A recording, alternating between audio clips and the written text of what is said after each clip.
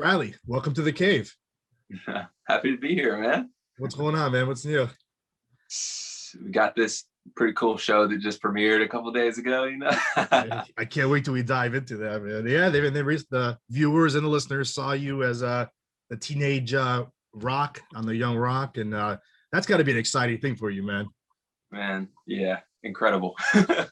I mean, it's honestly, it comes in waves processing the reality of all of it, but just incredible opportunity. So many great people are a part of it. And as you can tell, like, the show is about family, but we all feel like a real family. And I feel like I gained a family, working on it. So it's been awesome. So one of the questions I always like to start my interviews with is I want to know how you got here to this day. So what's your story, or how did you fall into acting? How did you fall in love with it? Tell us all about that. I got you. All right. Well, I grew up, I was a huge fan of baseball. I played Little League, I played travel ball and all that. But when I was 12 years old, I had surgery on my left shoulder, remove a tumor, and it kind of took me out for a little bit. And I tried out for the baseball team again in middle school 3 times in a row. Oh, wow. And I didn't get it. And that crushed me a lot. The last time I remember my last practice, my coach pitched me, we went in the batting cage, he pitched me about 60 pitches, and I think I tipped about 2 or 3. And I did not feel like myself. That's just terrible. And I cried in front of all my friends, and I went home and I was like, what do I do now? Because the baseball was my thing. And at the time I was obsessed with Disney Channel, about 12, 13 years old. And I was like, oh, they look like they're having so much fun. They're happy and all this. So I pulled out my laptop, I Googled acting, and I started watching all these behind the scenes videos of people, working on sets and all that. It just looked like so much fun. So I Googled acting classes nearby. And this was in Tuscaloosa, Alabama, where I grew up. And all of a sudden my mom started taking me classes every Saturday up in Birmingham, which is about an hour north of where I grew up. And I was nervous, I sucked, but it was fun. I enjoyed it regardless. And eventually I started taking these classes in New York City. So I would hop on an Amtrak train, a 24-hour ride from Alabama to New York City. Oh, wow. Yeah. And my mom would go with me, of course. And this was in high school too. And I would take a class from a Friday, Saturday, Sunday, and then on Monday they had these showcases where agents and managers would come watch you. Yeah. And I did that a few times. The first couple of times I didn't get any feedback from it, but there were classes, and really good classes, because New York is tough. And eventually, one time I went, I got good feedback from a manager, and they told my mom and me that, you have to live in New York City to make that happen. And that's a crazy thing to, bring up to my mom, because nobody leaves, Alabama necessarily. It's a small town. Yeah. Nobody, that small town mentality, but my mom's incredible. And she just, we packed everything we could in the back of a rental car, moved to New York, took tons of classes there. I did student films, commercials, just kind of figured out how the business worked. And I grew up, I got older, doing high school, I had a girlfriend, I had so much fun in New York. And once I felt really comfortable there, all of a sudden, my manager suggested I move to Los Angeles, because, we felt like that would be a better fit for, the roles that I would go out for and all that. And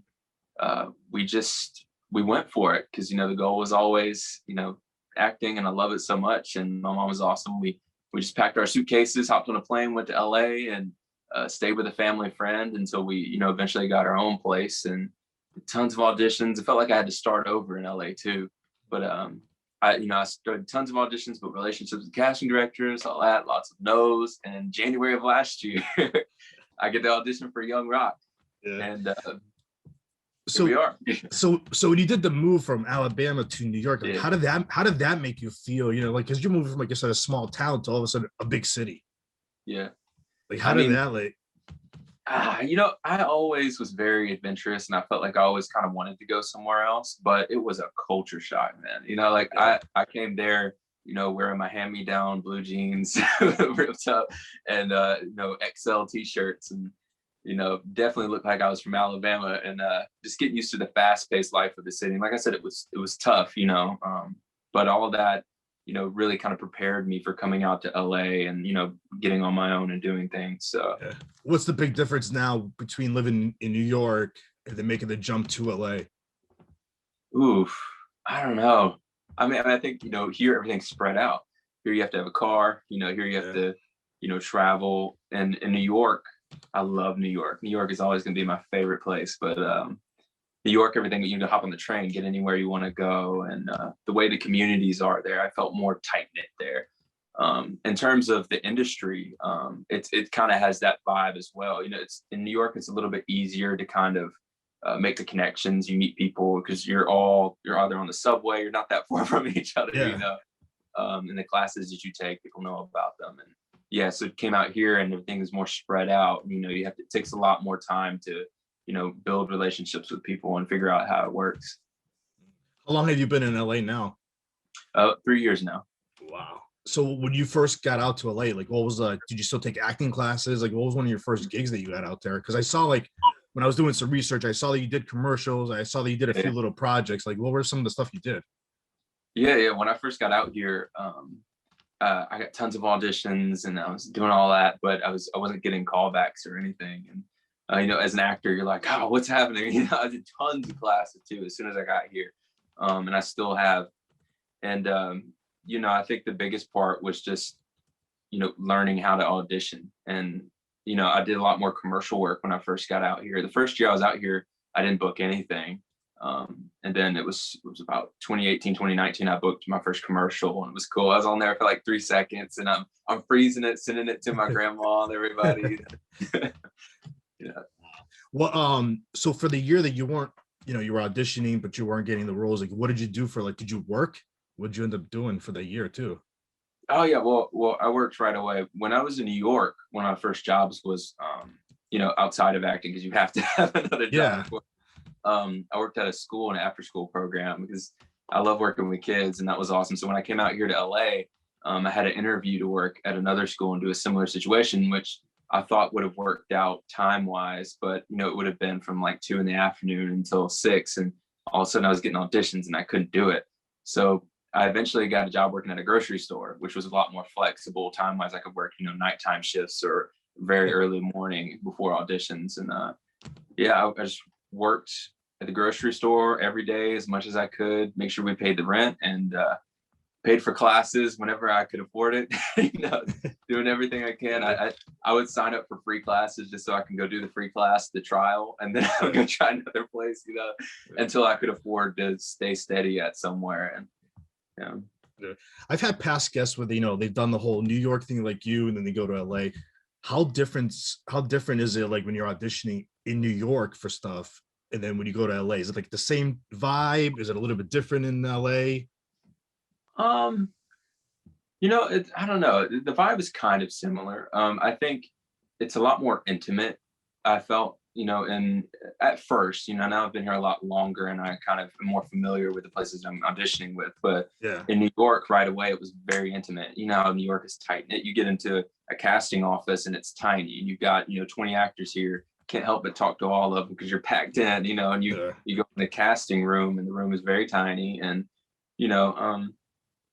pretty much like that. And definitely here you can meet people, but you need to go more out of your way. Whereas in New York, it felt like it was, any dude I chatted to, the friend next to me, he knew about a student film that was going on at NYU. So I worked on that, so. Yeah. So let's talk about Young Rockman. How did you get involved with this project? I want to hear about your audition and the steps you went through to getting this role and to play the teenager pretty much. Yeah. So it was January of last year, and I got an email from my manager, like I always do, for an audition. But the first thing I saw was this GIF of The Rock, like bring his hand forward. He's like, just bring it. And I was like, what is this? So I scroll down and I read it, and she says, oh, it's a TV show based on the story of Dwayne Johnson's life. I'm like, oh, this is perfect, because me and my brothers growing up, I've always joked about the fact that we kind of look like we could play his son or something in a movie or whichever. But obviously I was excited. I tried to temper myself because, like I said, there's been so many auditions I've had, and you never know how these things go. Sometimes it's not even there's lots of things that go into it, but I just wanted to have fun. It's a really cool opportunity. I went in, the script is super hilarious, and went in that first audition into January, went well, but I walked out and I told my mom, I really felt like I could have done 20 million times better. So I really kind of beat myself up about it. And thankfully I got a second audition. And when I went in for that one, so the producers were there and the creator of the show, Nanak Khan, was there. and very nervous for this one as well, because you walk into a room, it's like it was the top of a building on Sunset Boulevard, and like all the walls are windows, Yeah. 20 people sitting there, and you walk in, and they might nod to you, but you really have to like carry your own and say hello and be ready. And thank God I prepared for that, because I was nervous. But I did that, and asked if I could pull up a chair. I did the audition, and I thought I did okay. Walked out, immediately had to try to get my mind off of it. Me and my mom left that audition straight to a vacation. So we went to Arizona, and not 3 hours, we were going to visit my brother there, but not 3 hours after that audition, we got a call. And it was them, and they said that they wanted me to record maybe a monologue or a scene or something. I didn't have anything off the top of my head, so me and my mom ended up writing up a scene and recording it at my brother's fiance's grandparents' house. So we like moved their grandparents' bed over to the corner, and I taped up my phone to a lamp, and we wrote down this scene where it was me working at a pizza shop, and this girl calls me, and I'm trying to throw my duties at my job on the new guy. And I'm like, oh, you can drive the delivery car. It's a stick shift. You can drive stick shift, right? It's like, no, but it's just like Mario Kart. It's easy, man. So it was a funny little bitty scene. And about 2 weeks after that, it felt about like 2 years, because I was waiting to hear something. But I got a call that I was going to come in and do a screen test on the Universal Studios lot. And this is the furthest I've ever made it on an audition before. And I was super nervous, but I had one of my brothers living out here with me at the time, and he was super motivating and, kept my head on straight. And there was a marathon. LA Marathon was the day before my screen test for it. So I ended up running that. Wow. And part of that was just my mental, because it kind of took away a lot of the nerves for me. I got to mile 14 and felt like I was ready to quit. I was like, look, if you quit this, there's no way you're going to go in this audition and feel confident, so I made sure I finished it, and I felt so good after that marathon. And that kind of, went into the audition the next day. And I show up there, I'm walking through the Universal a lot, I'm tripping out because, it's like, this is, of course, it's just a famous place. Yeah, huge. Yeah. And I didn't have the mustache at the time. So when I walked in, they sent me to a wonderful makeup artist, and they ended up putting a fake mustache on my lips. Yeah. And I walk in, and I see Nanasha Khan and our producers and Jeff Chang and everyone. And I start performing. And about halfway through my performance, the mustache starts flapping. Oh, come on. Yeah, no, I kid you not. And it happened about 3 different times. We had to just stop the scene and do it over again. But everybody was laughing because it was super hilarious. I did not want to stop. So I just kept going, flapping off. And, I think that broke the ice, and I just had fun. And I left, and, in my head, I was like, look, I never made it this far. Congrats on doing all this to myself. That's the only way I've been able to like keep myself motivated going forward. And coronavirus and everything, all that was going down, that week. Riding home from that audition, I heard on the news that they were starting to shut down restaurants and things. And I was still working at the grocery store every day. And it was about 2 weeks after this. So that also felt like 4 years. And I got a call after a work shift one night, and it was my rep. And they said, hey, am I speaking to the actor that's playing the 15-year-old Dwayne Johnson on Young Guy? And my mom was next to me, and she's like, she's screaming. And I'm just staring puzzled, because I don't really understand what's happening. It was just, and we soaked that all in, and we all screamed. And I called my grandparents and my brothers, and they were all excited. And I called my dad, and the first thing he told me when I told him, hey, I'm going to play The Rock on the TV show, I was like, oh, that's cool. Hey, but son, what you know about Rocky Johnson? I was like, oh, okay, yeah. So I know he's super excited watching, Rocky Johnson being portrayed in the show by Joseph Lee Anderson, who's a boss. He's a cool dude. And it's just been a whirlwind of excitement, man. Yeah. When you audition, was Dwayne in those auditions at all, or did he have like a input of who he was gonna want it to play him? No. So in the audition process, we just had our casting directors and our producer, and they were all there. And I imagine he did watch our tapes. He did, for sure. Yeah. But we never directly had contact with him until after I booked it. Oh, wow. So from what I heard, the plan was originally to film this in LA, right? And then you guys had to pack everything up and go to Australia. Yeah. So we were shooting. Tell me about that. Yeah, we're gonna shoot it in May in LA. Yeah. And ended up, with COVID and all that, we kind of took a little bit to kind of figure out what was going to happen. And then I eventually got an email and they said, "Hey, would you be okay to shoot in Australia?" I'm like, yeah. Because, there were no cases in Queensland at all. So, that was just the perfect idea to shoot the show there. We were never in fear of it getting shut down.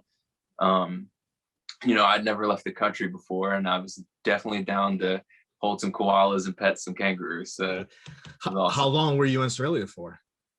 I was there from September through December, so about 3 to 4 months. Yeah. Wow. So it was filming us. So tell us about, like, how do you prepare to play this character? Man, And a 15-year-old, by the way, right? Yeah, it's supposed to be 15, and you're in your 20s now. So it's like, do you still remember what you did when you were 15? Exactly. And me, I wasn't exactly like him. I was tall. I was already about 6'1" at 15, but I was skinny. Yeah. I didn't have the same situations. And, a big part of it was, I had been a fan of his and I knew who he was leading into all this, of course. And but playing him at 15, you're not going to be mimicking who he is now. There's a growth. This is a point in time where, this is where he's being shaped into the man that he is now. And, there wasn't really a lot that I could find on the internet as a teenager. Right. There were a couple of interviews that he had where he spoke a little bit on it. But, luckily I was able to get a chat with him and, not too long after I booked it, and we had a great chat, man. And obviously I was super nervous and I had some character questions I was prepped with, but we moved on from those questions real quickly, and it just turned into a really natural conversation. And he's so open. He just very openly talked about his life as a teenager. He has so many situations, and I guess to my surprise, I found so many things that I could relate with. Family struggles he had financially, and what was going through a teenager's mind at 15, trying to have fun. But also dealing with the home life that none of your friends know about. So he had a little bit of an edge and aggression to him at that age too. Yeah. What was one of the questions, do you remember to this day, where you wanted to ask him when you first met him? Oh, when I first met him? Well, I guess, the first question I asked him, or one that I wanted to ask? I guess both. Yeah. Well, the first serious question I asked him, I was like, okay, what are the 3 most important things to you when you were 15? And he said, girls. And I was like, well, yeah, I can see that too. Me too. And then he said, working out and family. And family obviously is super present. And, all of those things for me are very true to my own life, especially with family. We're all real close. So as for one that I've always wanted to ask him, it would probably be about his cheat day meals. I think one of my all-time goals is to end up having a cheat day meal with them. Because I got a feeling that I could eat more waffles than this man can. Because I've been making waffle Saturdays since I was in like 6th grade. So we'll see. Did you find like any challenges playing the character? Yeah. I mean, obviously it wasn't easy. I was just like walking there. I was like, I'm gonna kill it. I was very nervous, and of course, there's a little bit of pressure that you're playing a real guy who's in his prime right now still. He's still around, a guy that we all admire. And, I really wanted to make sure that I paid respect, on a real sense, that I'm playing him as a character and the people involved in his life. And, but really after starting open communication with him through filming and everything, he always reminded me, he just told me, hey man, you got this. We love what you did in your tape. And, he's just so, reaffirming and, reminding me that you got this, and it takes away all of that pressure, and just told me to be myself and have fun.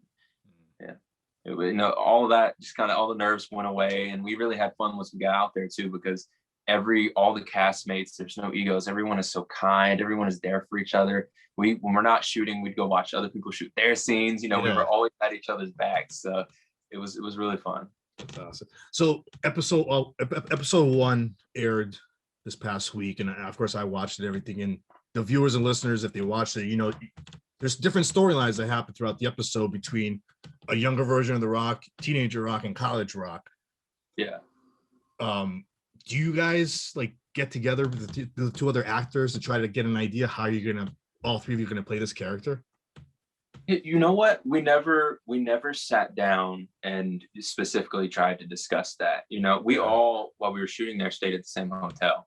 So we did lots and lots and lots of activities outside of shooting together. We played Xbox, we, went out to eat, we went bike rides and all kinds of stuff. And, that chemistry just kind of naturally happened. And as far as, once we started shooting, it's all written. I think a huge part of this is that all of our actors bring a certain essence naturally to everything. So if you know them, then you'll see it come out in their character a lot. So while we were shooting it, there's a really cool scene that happens later on in the season. I won't say specifically, but it's a lot closer to when Uli's going to come around. But you start to see a lot more pieces of Uli's character within that, but it's in the writing. We had a great director, Dan Reed and Jeffrey Walker. I remember seeing with Jeffrey Walker, he just had me on a boom, boom, boom, boom. They'll always remind you, hey, this is where we're going into. This is, where Dwayne will be in a couple of years. This is how it forms, So we always had that support team, and we never felt like we had to sit and discuss and make sure that it, flowed smoothly. Yeah. So you, like you mentioned, you played teenage rock. Like, how awesome was it? Like, you're playing late 80s, you're wearing those outfits and everything. Like, tell us about that. Like, it's awesome. Of course, I think one of my favorite parts was leading up to starting shooting was doing the costume fittings, because every time I had no idea what they were about to put on me. And the day that they put those, the pants you see in the pilot on me, those MC Hammer things, I was like, man, this is weird. But after I wore it a lot, they're comfy, man. Super comfy. And it's really true. What was that jacket? Was it an 8-ball? That leather, what was that leather jacket? I'm trying to remember. What it was. Woody Woodpecker. That's what it was. Woody Woodpecker. Yeah. Yeah. And what was the car you drove? The beater. I don't even remember. Was it a Firebird? Was it a Firebird? Thunderbird. Yeah. Oh man. Oh, and they showed me a picture of how that looked before. They had it looked like it was from a homeless guy. That's a beautiful car, man. And they fixed it back up real beautiful after we filmed it. So yeah. And of course, you have that scene where you meet Karen, which is played by Lexi. And we all know, if you follow The Rock, we all know that there's more to this story. How would you describe the chemistry between you two? Oh man, it was easy. And the chemistry with everyone, it's ridiculous how easy we got along, because we were doing table reads, in quarantine for 2 weeks in our hotel room, and we immediately kind of clicked, all of us. And me and Lexi, that was pretty much right off the bat. We were just texting, excited to get out of quarantine so we could hang out. And that was my best friend throughout shooting. She lives in Australia, so we're far apart now, but we did everything. We went to theme parks and had so much fun, and we didn't have to force anything. So that the relationship that unfolds between Karen and DJ on the show is just really fun and natural, and it's awesome. Are we gonna see, without spoiling it, maybe I don't know, maybe you can give us a little hint, are we gonna see you meeting like wrestlers at your time also? You might this coming week, you might see me meet a wrestlers, but not you might see them. Yeah. Now, how many episodes did you guys film down there? Oh, we filmed 11 total. 11 total. Okay, because I read online that you're in about 5 or 7 between there. Yeah, 5. Yeah. So, how long do you think before you hear? What Rotten Tomato gave it 91%? I saw today. Congrats on that. That's pretty huge. Yeah, I mean, it's just. And even bigger than that, and it's just so good to see people really enjoying it, and it's such a positive show, and especially after the kind of year we had last year, to have this on primetime TV for people to watch, it's always got a good message. It's awesome to see the good reception on it. So yeah, we hope we get to come back for round 2 at some point.